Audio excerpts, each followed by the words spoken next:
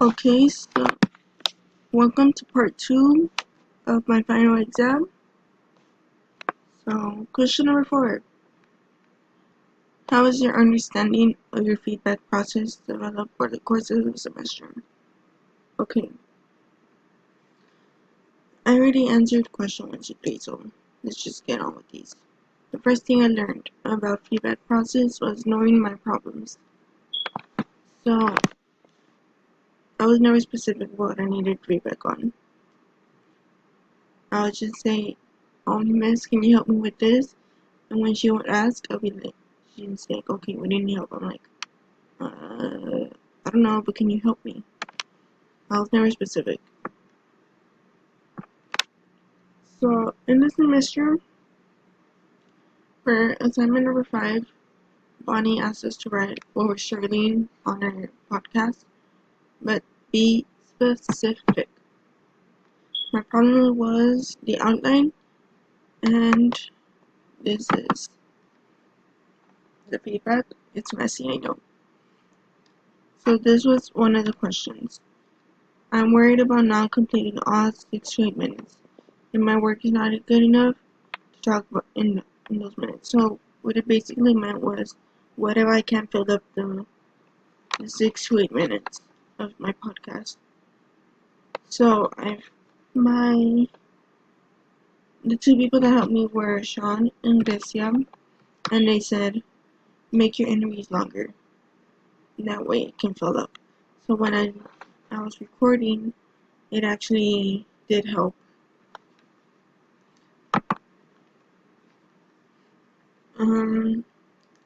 I also gave feedback, which is good. In the future, I can ask for specific feedback on future jobs, such as what should I do this, what should I make better to get my class entertained, or what can I do to grab the students' attention. Just simple things.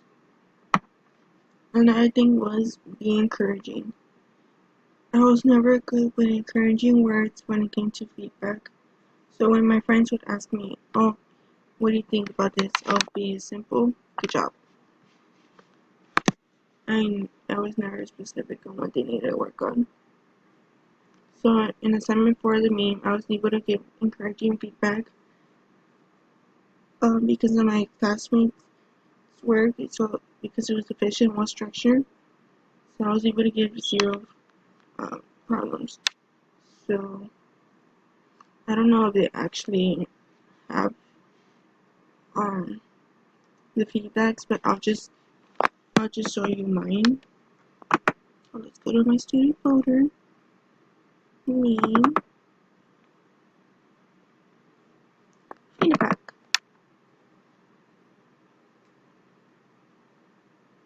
Whenever it wants to load. Okay, so here they were encouraging to me for my feedback. So one Celeste, she said, I like the idea you're using it fits to your topic. Another one would be, oh, as you can see right here, what I needed help on was ideal organization. Another one would be right here.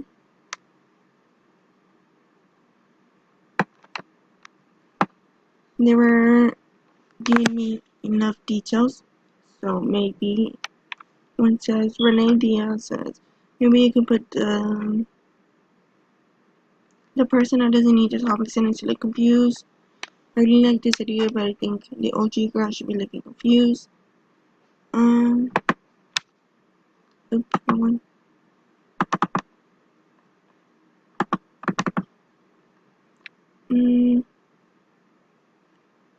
I like your meme, but I would change connect thesis to connecting. So they were really encouraging my classmates, which is what I liked about it. So thanks to them, I was able to give more encouraging feedback. So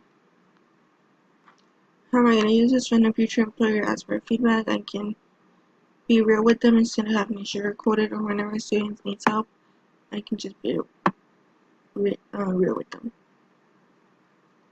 Another thing about feedback is make it specific.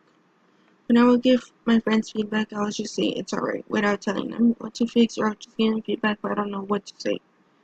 So in my assignment 3, I had to receive feedback and give feedback to 2 classmates under my student name.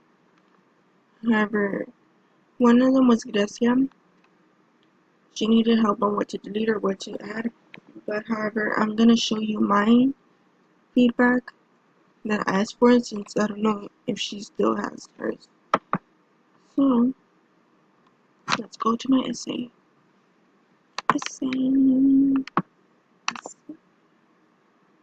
Sorry for not having it ready. So right here you see these parts that are highlighted. It's where I needed help on. So as you can see right here, I was specific.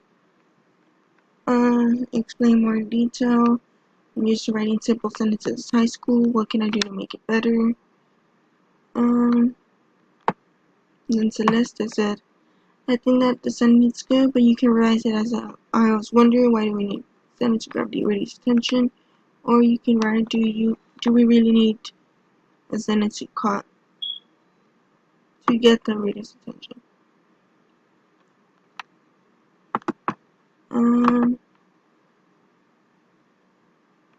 This right here, Bonnie. I told her, introducing my source, how would I do it, because I never done anything like that. She said you had 2 weeks to develop. That's not important. Organizing my essays, that will help you introduce them. What ideas when you organize them, you can give yourself a main 2 weeks shows to as well. We haven't done that. Another thing was going to the writing center, which helped to discuss my sources and how I can introduce them, or how can I put them in my essay. So once again, whenever I need to teach and a student needs help on something like such as an essay, I can be specific on what they should fix on the assignment or what just stay on the essay, instead of having to be like, I don't know, just fix it. I can be specific. Last question. How is your understanding of reading and writing developed over the courses of the semester? What have you learned about how reading and writing work that you know? So the first thing I learned was having authority. So whenever I would write essays in English class, I would never give credit. Well, someone did, but I would just forget about it sometimes and never mention their name. So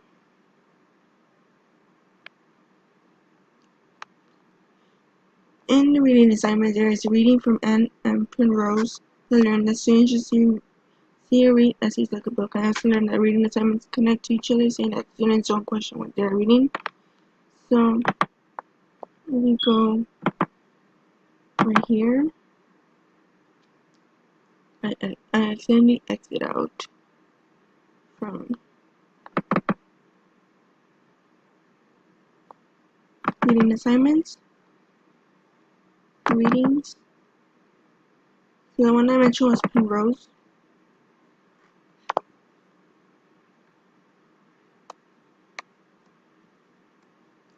So it says right here, reading and writing without authority.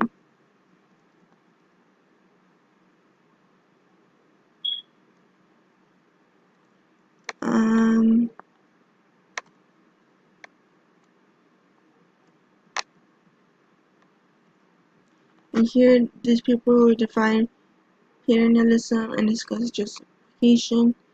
So it right here, paternalism is an action one person interfering with another person's actions or thoughts to help him. This person who interferes is called paternalist. I don't know how to say it. So he restricts the other person's freedom without the person's consent.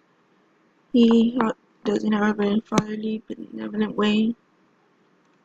So basically, just give the authors credit in order so you can have authority, or else you won't. I don't know how to explain this. Or else you won't have any authority to do it.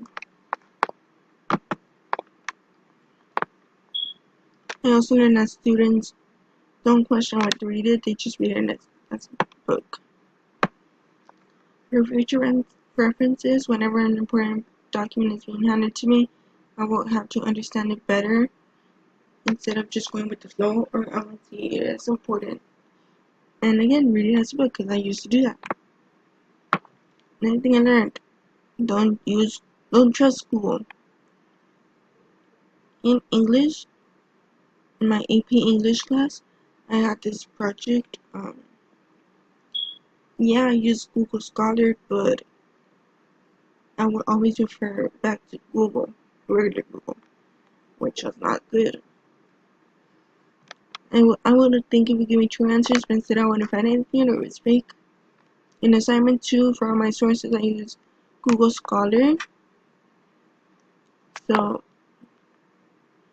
I go to my theory map. For all of these, or except one, I actually use Google Scholar to help me, or I would use the university library, which is taking forever to load.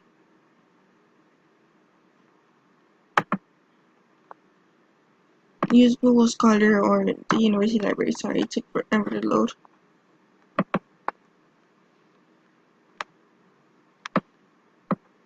And once again, for my history course, I can use Google Scholar or even the campus database, so I can get accurate information instead of false information. Add personal experiences.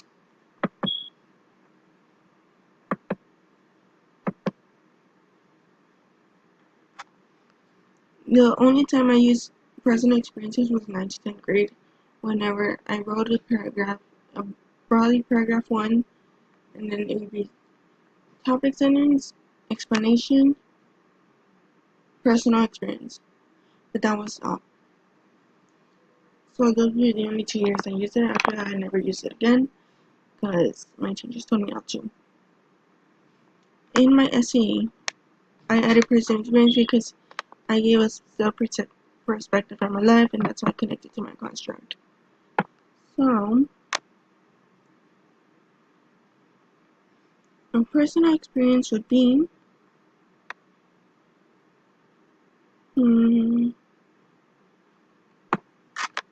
right here. In my freshman year of high school, I had an English teacher that helped me understand the importance of topic sentence. She would make us write essays, adverbs, and create sentences. My teacher's name is Buttergum. She would make you go back to your seat and rewrite your paragraph. This connects to my original idea because now I learned the importance of a topic sentence, and now I know it's important in your life. And here, I also named another personal experience. How breakup songs remind you of someone. Perfect by Ed Sheeran reminding me of someone.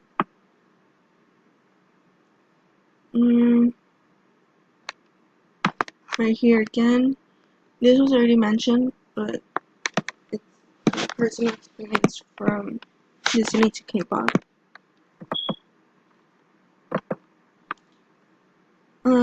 Future, I might be able to use the additional personal experiences in future jobs or debates to see how my personal experiences will connect to the topic. So if it's something about family issues, that would be able to connect for me, because I have a bunch of that.